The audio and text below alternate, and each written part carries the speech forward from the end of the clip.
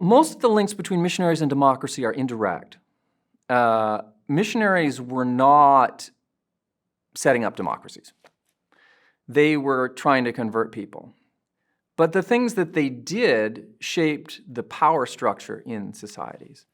So at the time, most people didn't believe that everyone should be able to read or everyone should have access to books. That was something that elites needed, but ordinary people did not.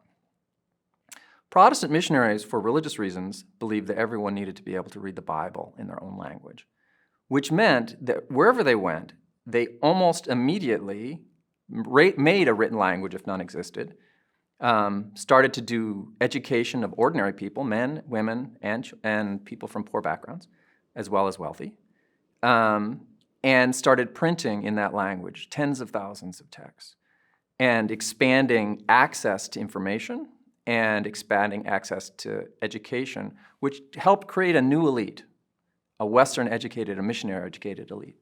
They created the first newspapers all around the world, even in places like China, which had printing way before Europe did, which expanded access to information. They introduced new forms of organization and protest. So they introduced the types of tactics that we tend to think are normal when you make a social movement. So creating an organization with a board of directors that has a newsletter, that has traveling speakers, having boycotts and marches and various types of things like that of nonviolent protest. Not only were they crucial in developing those behaviors in Western Europe and North America, they were crucial in spreading them around the world, which then ordinary people learned and used both in terms of anti-colonial movements, but also in terms of democratization afterwards.